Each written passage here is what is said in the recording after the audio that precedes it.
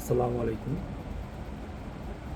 এই মুহূর্তে দেশে অত্যাধিক গরম, আবহাওয়া অত্যধিক গরম এবং এ সময় বাচ্চাদের বেশি কফ কাশির পাশাপাশি সর্দি কাশির পাশাপাশি শ্বাসকষ্ট হচ্ছে, পাশাপাশি হচ্ছে বাচ্চাদের পেটের পীড়া, ডায়রিয়া, বমি বা পাতলা পায়খানা এগুলো হচ্ছে। সাধারণত পেটের পীড়া বা ডায়রিয়া হয় বাচ্চাদের খাবার দাবার থেকে। যে সমস্ত বাচ্চা বাইরের খাবার খায় তাদেরকে খুব সচেতনভাবে খাবার দাবার দিতে হবে, বিশেষ করে দোকানের খাবার, দোকানের জুস, পেস্ট্রি, কেক এই জিনিসগুলো দেওয়া যাবে না এখনই। এবং ঘরে তৈরি স্বাভাবিক খাবারগুলো দিতে হবে, যেগুলো আমরা এবং তেল অত্যধিক কম কম তেল ইউজ করতে হবে, কারণ আমরা সবাই জানেন যে বাচ্চাগুলোর সাধারণত এখন বিভিন্ন স্কিন ডিজিজ হচ্ছে।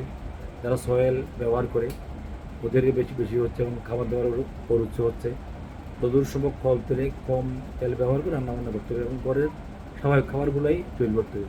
পাশাপাশি বাচ্চাদের যে যদি সম্ভব হয় ফ্রুট জুস বা বিভিন্ন ধরনের স্যালাইনের পানি, ডাবের পানি একটু দেওয়া দরকার। যে বাচ্চাগুলো বাড়তি খাবার খায় তাদের অত্যধিক পানিও দরকার, যাতে তাদের পানি শূন্যতা না হয়। এবং অত্যধিক যদি সোয়েটিং হয় সেক্ষেত্রেও বাচ্চাদের প্রস্রাব কমে যায়, বাচ্চাদের পানি শূন্য হতে পারে, বা বমি পায়খানা হলে তো অবশ্যই পানি শূন্য হতে হবে। সেক্ষেত্রে আমরা সাধারণত মিনারেল ওয়াটার কিংবা ফুটানো পানিও আমরা দিতে পারি। পাশাপাশি বিভিন্ন ফলের জুস যদি সম্ভব হয়। পাশাপাশি ১ বছরের উপর বাচ্চাদেরকে আমরা যে বিশ্বগত দিনে কয়েকবার করে দিতে পারি, তাতে তার পানি শূন্যতা যেমন কমবে, পাশাপাশি তার ইমিউনিটিও বাড়বে এবং তার রোগ প্রতিরোধ ক্ষমতাও বাড়বে। সেই সাথে তাদের পেটের পীড়া বা অন্যান্য জিনিসগুলো আরও কম হবে। আর বাইরের কোনো খাবার বা দোকানের কোনো খাবার বাচ্চাদের দেওয়া যাবে না। আর যে সমস্ত বাচ্চা সাধারণত মায়ের দুধ খায়, 6 মাসের নিচে বাচ্চাগুলোকে এদের ঘন ঘন দুধ দিতে হবে। খেয়াল রাখতে হবে তার প্রস্রাব কমতেছে কিনা, প্রস্রাব ঘন ঘন হচ্ছে কিনা, বা সারাদিনে 6-7 বার বা 8 বার প্রস্রাব হওয়ার কথা, এর চেয়ে কম হচ্ছে কিনা।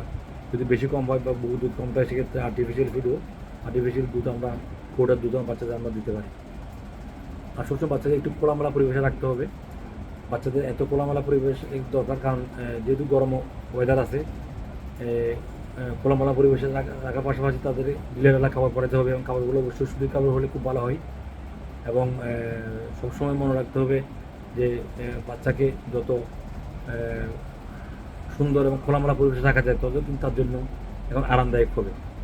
আর যেহেতু গরম অত্যাধিক, পাকা ফ্যানের বাতাসও আমরা দিতে পারবো, বা পাকার বৈদ্যুতিক পাখা যাদের থাকে না বা তাদের নাই, তাদেরকে আমরা হাত পাখা দিয়েও হলেও এবং এই মুহূর্তে একটু ওরকম একটা পরিবেশ তৈরি করতে হবে, হাত পাখা দিয়ে বাতাস করতে হবে।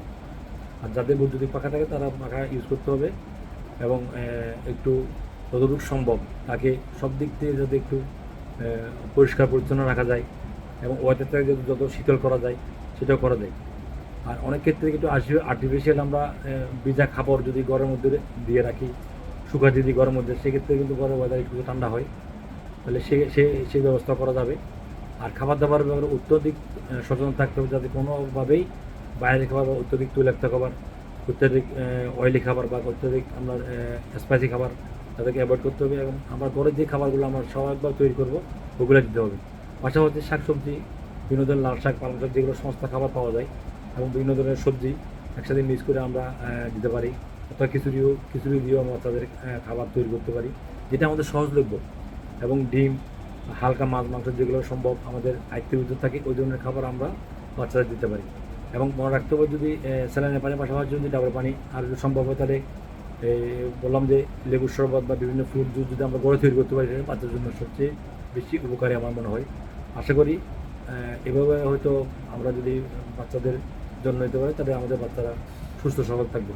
ধন্যবাদ সবাইকে।